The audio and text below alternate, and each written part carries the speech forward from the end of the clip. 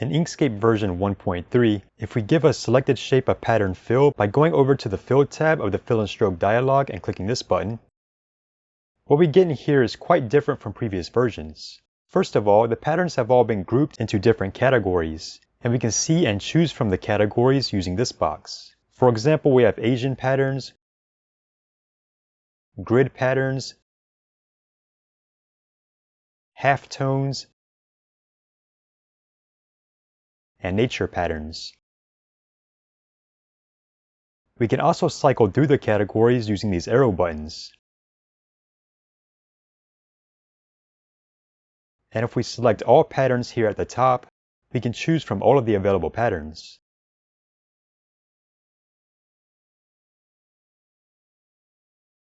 At the top left, we have a tile that shows our current pattern. And if we hover over the tile, we can see the pattern's name. We can also hover over the other pattern tiles in the list to see their names. At the top right, we can search for a particular pattern using the search box. And if we click the settings icon here, we can show the names of the patterns directly underneath the tiles, and we can adjust the size of the tiles.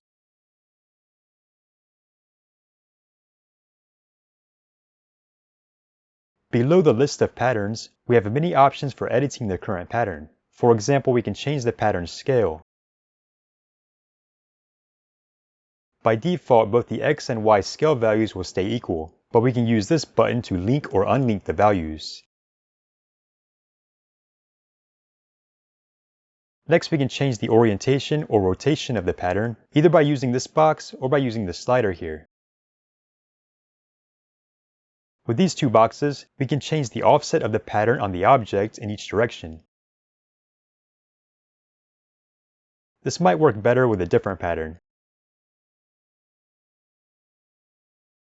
And with these two sliders, we can add horizontal or vertical gaps between the pattern's repetitions.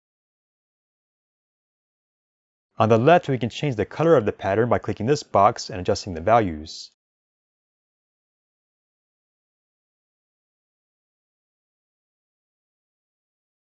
Finally, if we click the Edit on Canvas button here, it switches us to the Node tool, and now we can see this square box at the center of the object, which contains some control handles. Clicking and dragging the top left square handle here lets us adjust the pattern's offset. Holding down the Control key will restrict the movement either horizontally or vertically. With the circular handle at the top right, we can rotate the pattern. Holding Control snaps the angle to 15-degree increments. And the square handle on the bottom right lets us adjust the scale. Holding Control makes it scale evenly in both the X and Y directions.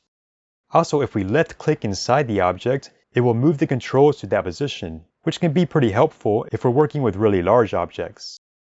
Now, one thing to note is that we can't actually change the color of all of the patterns. Most of the patterns that appear black by default are fair game.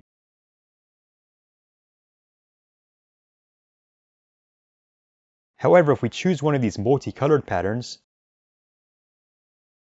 the color shows as black here and the button is disabled. Now, some of the color patterns, like this gingham one and this grid one, will show the correct color and will let us change it. This is because the color of the pattern was actually changed by the pattern's creator after they created the pattern. To see this, we can convert the pattern into its original objects, which we can do by going up to the Object menu, then down to Pattern, and choosing Pattern to Objects. And now at the top left of the page here, we have the original objects that were used to create the pattern. This is actually a group of two objects, and if we ungroup it, we can see that it's simply two overlapping black rectangles with low opacities. Now, even though the rectangles appear to be black, the colors are actually unset, as we can see down here in the status bar. To unset an object's color, we use the question mark button in the Fill and Stroke dialog.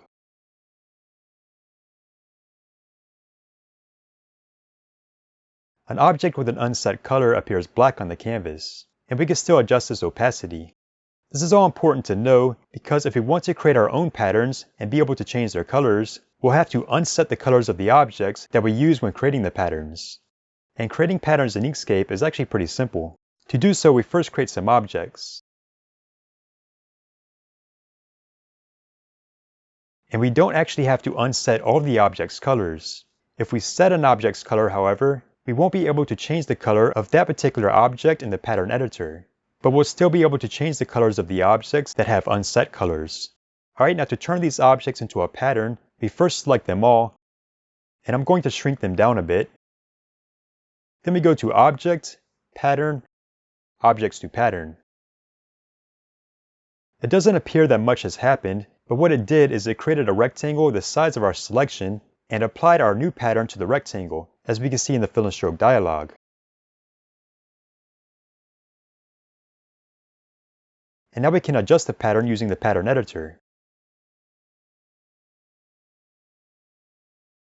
We can also create another object and click the Pattern Fill button, and it will automatically apply our new pattern to it.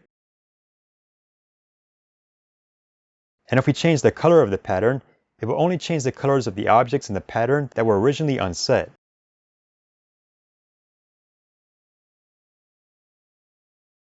Be aware, however, that changing the color of a pattern will change the color for all objects that use that pattern.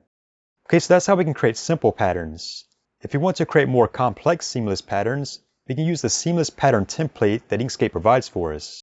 To do this, we go to File, New from Template, go to the Other tab, choose Seamless Pattern, and click Create from Template. We now get the option of setting custom width and height values for the pattern. I'll just stick with the defaults of 100 pixels in both dimensions and click OK.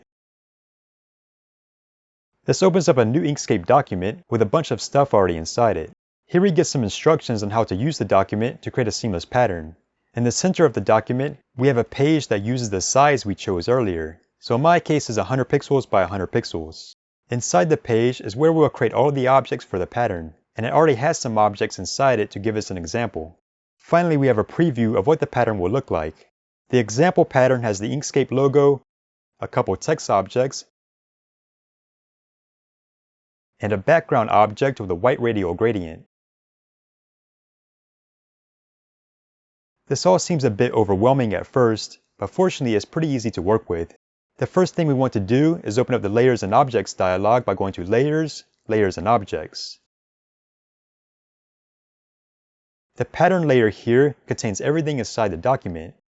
And inside the pattern layer, we have this layer at the top called Helper Layer, which contains everything inside the page. If we show the contents of the helper layer, we have a pattern foreground layer where we'll create all of the foreground objects for our pattern, and we have a pattern background layer for optional background objects. Let's first get rid of all of the example objects in these two layers.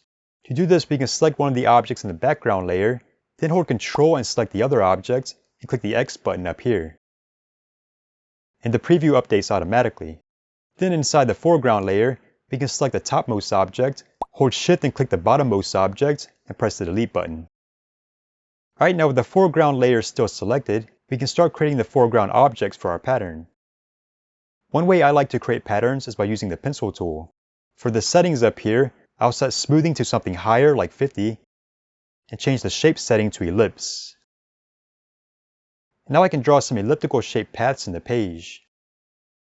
The default width is way too big though, so I can go to the Node tool, grab this rectangular handle that's extending along the blue line from the first node and drag it in. Now I can go back to the pencil tool and create some more paths using the new width. And as you can see, if we create objects starting from outside of the page and going into the page, the parts outside of the page are shown as partially transparent and are copied over to the opposite side of the page. And we can use the preview to see how the actual pattern will look.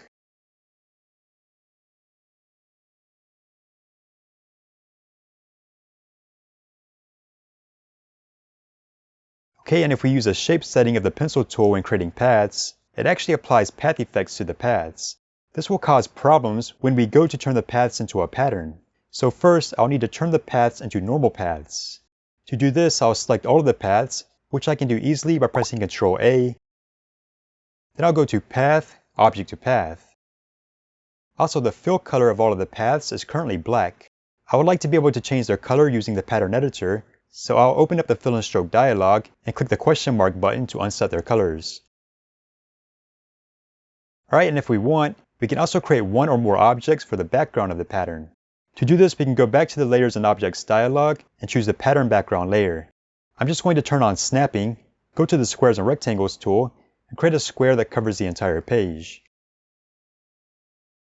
If I change the color of the square, we can see that the square is underneath all of the foreground objects, because the background layer is below the foreground layer. I'm going to make the square white and turn snapping back off.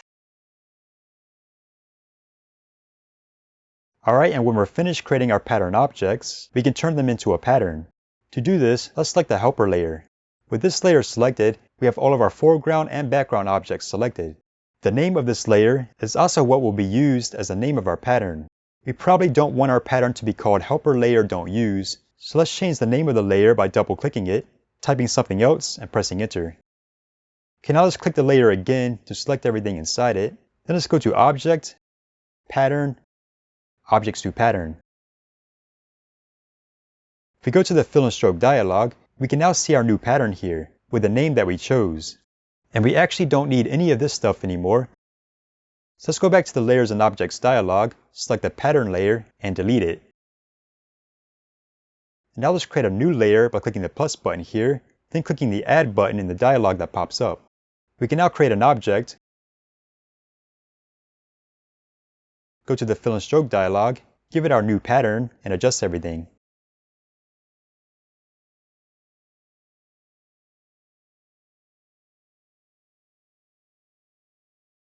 Alright, so that's how we can edit and create patterns in Inkscape 1.3. Thanks for watching.